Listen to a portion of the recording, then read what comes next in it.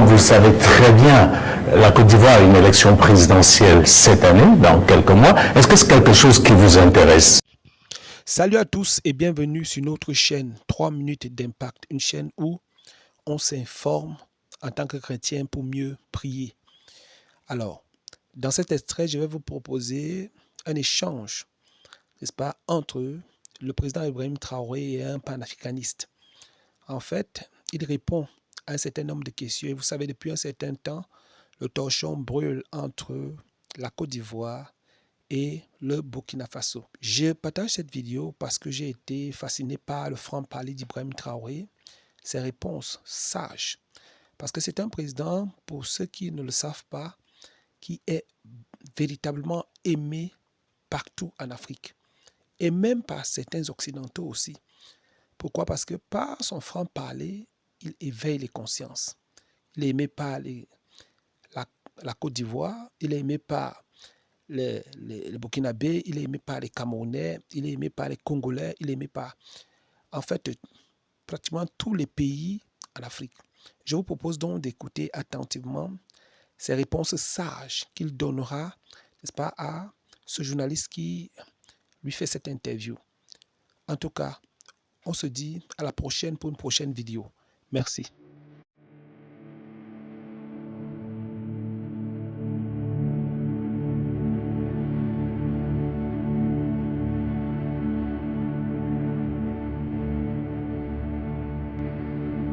Votre permission, nous recevons donc le premier groupe de journalistes.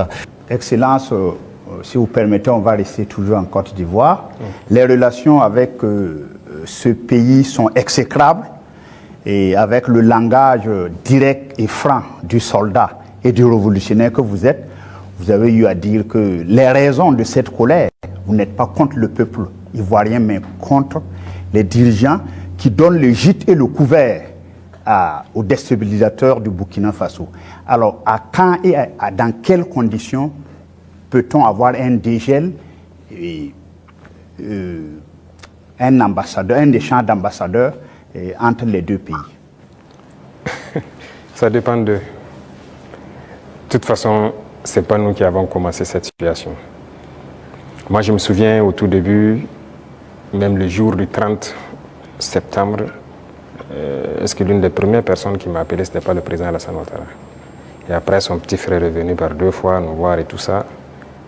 C'est vrai, on peut dire que les relations étaient bonnes, mais il a voulu qu'on suive une certaine direction. Mais comme vous avez dit, en tant que révolutionnaire, nous savons que nous ne sommes pas là pour ça. Nous étions là pour la révolution. Et la révolution, c'est une rupture. On ne peut pas suivre une certaine politique. Et donc, petit à petit, les relations ont commencé à ne pas aller. Et comme vous l'avez constaté, tous ceux qui ont voulu peut-être certains privilèges, quoi que ce soit, n'ont pas eu, se sont mis à se mettre contre nous, se sont déployés là-bas, sont entretenus, sécurisés et tout. On sait de quoi on parle, parce qu'ils savent aussi de quoi on parle, pour agir contre nous. Il n'y a pas quelqu'un qui a quitté la Côte d'Ivoire et qui était venu ici en son temps. Nous avons observé ça pendant près de 2 ans. On les a parlé plusieurs fois. Ils nous ont dit non, il faut qu'on passe par les règles de l'art, il faut que la justice émette des mandats et tout ça. On a fait tout. Ils ne répondent pas. Monsieur le Président, ça ne marche pas. J'embraye avec la question de mon confrère pour rester sur la Côte d'Ivoire. Comme vous le savez très bien, la Côte d'Ivoire a une élection présidentielle cette année, dans quelques mois. Est-ce que c'est quelque chose qui vous intéresse? Ça nous intéresse d'autant plus qu'on a beaucoup de compatriotes en Côte d'Ivoire quand même. Et on craint qu'il y ait des violences.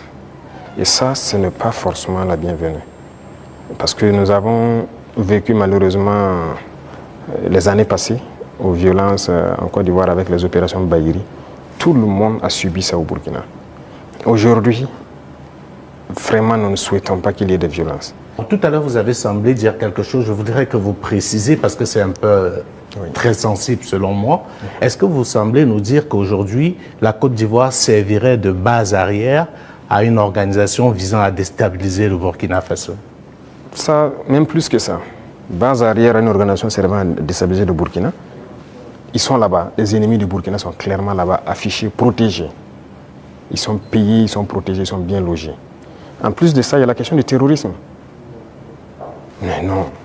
Le pouvoir flotte avec les terroristes. Il ne faut pas se mentir. Attendez. Croyez-vous vraiment que peut-être l'armée ivoirienne est tellement surpuissante que quand les terroristes les voient seulement, ben écoutez, ceux-là, il ne faut même pas les toucher, quoi que ce soit. Vous croyez à ça? Ils sont tellement plus puissants que les 3 armées de l'AES. C'est faux.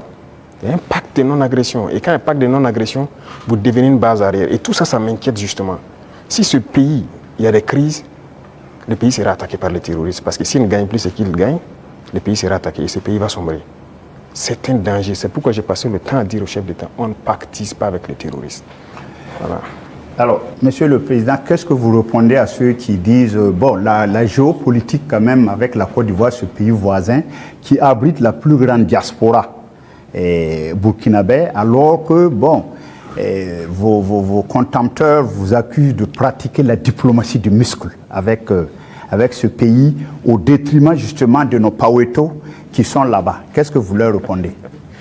Écoutez, qui le dit? Nous sommes burkinabés, c'est ce que nous savons. Et nous avons décidé de faire une révolution, on va la faire. Maintenant, celui qui embarque dedans embarque. Nous ne pouvons pas être dans une révolution et vouloir faire un autre modèle de diplomatie. Je vous ai dit la diplomatie mensongère et tout ce qu'il y a. On n'est pas prêt à être dans ce sillon-là. S'il y a quelque chose qui ne va pas, qu'on ait le courage de vous dire ça ne va pas. Il ne faut pas faire de l'hypocrisie. Généralement, les gens devant les micros et tout ça, non, tout va bien, si c'est ça, on est en train de... C'est faux, ça ne va pas bien. Il faut avoir le courage de le dire, il faut qu'on s'asseye, qu'on parle et qu'on se dise la vérité. Mais si les gens ne veulent pas ça, parce que juste dans leur tête, bon, il faut que ces gars-là ils quittent, parce qu'on ne veut pas de révolution en Afrique de l'Ouest. Ça ne va pas marcher. Donc, chacun se prépare à assumer les conséquences voilà, de la situation. Alors, pour sortir de la Côte d'Ivoire, Monsieur le Président, on reste quand même au niveau de l'AES. Vous avez certainement suivi le dernier sondage fait par nos confrères de Jeune Afrique, et avec des résultats qui peuvent sembler étonnants, les populations des pays francophones sont tous favorables à l'AES. Je dirais, même la Côte d'Ivoire, à 66%, apprécie ce qui se fait au niveau de l'AES. Alors, comment est-ce que vous recevez ce message? Ah bon? Je n'ai même pas pu suivre ça, parce que moi, je ne suis plus ce média. Hein. Alors, on est compris, c'était un sondage qu'ils ont commandé. Peut-être qu'ils ne s'attendaient pas à ce résultat, mais le résultat est tel. Ils ont été au Cameroun, ils ont été au Sénégal, ils ont été au Bénin, ils ont été en Côte d'Ivoire. Et là-bas, les populations sont tous favorables à l'AES et apprécient dans leur grande majorité ce qui se fait au niveau de l'AES. C'est logique, je dirais. Les populations ouest-africaines sont la plupart du temps liées. C'est la même famille. C'est le colon qui nous a divisés. Hein.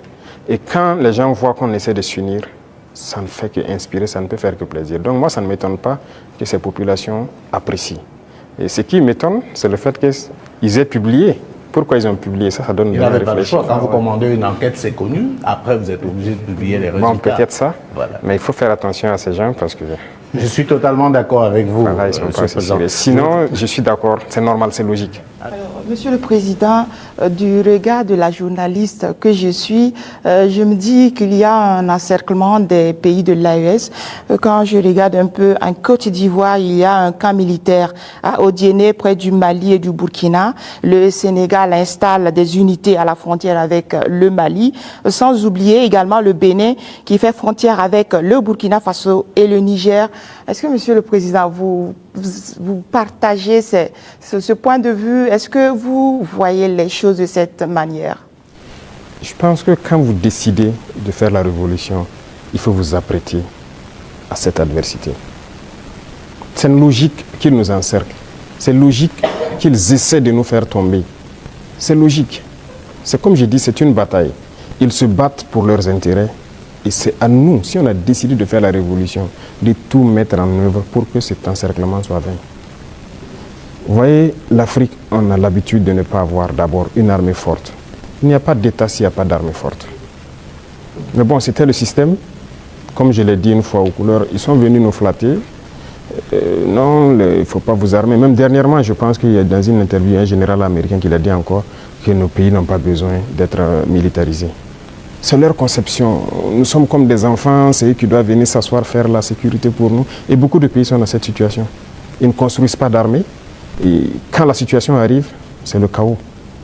Nous sommes en train de construire une armée forte. Voilà pourquoi j'ai dit on se bat en burkinabé et on se forme en burkinabé. Ça, c'est très important.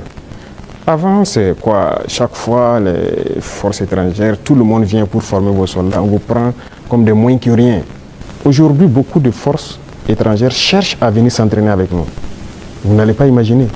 Les plus grandes puissances cherchent à venir s'entraîner avec nos soldats. Mais ce n'est pas juste l'entraînement. Ils veulent apprendre comment on fait, comment on procède, qui nous entraîne. Mais personne aujourd'hui ne sait comment les birs sont formés, comment on les entraîne, comment on les équipe. Pourquoi nous on croit que c'est les autres qui doivent venir nous former? Ils n'ont pas créé quelque chose. Ils ont réfléchi, nous sommes dotés de cerveau. Donc il faut une armée puissante pour faire face à l'adversité. Ils vont continuer à nous encercler. Parce qu'il y aura toujours en Afrique des États comme ça, des chefs d'État comme ça qui vont autoriser. Parce qu'ils ont les mains liées, ils trahissent toujours. Ils vont accepter toujours que les impérialistes viennent chez eux pour attaquer leurs propres frères. Ça, si vous acceptez la révolution, vous devez partir avec ce concept. Ça va exister. Donc on n'y peut rien, on fait avec, mais c'est à nous de nous préparer pour que l'encerclement soit nul, qu'ils ne puissent jamais atteindre leur objectif. C'est tout. Donc on fait avec.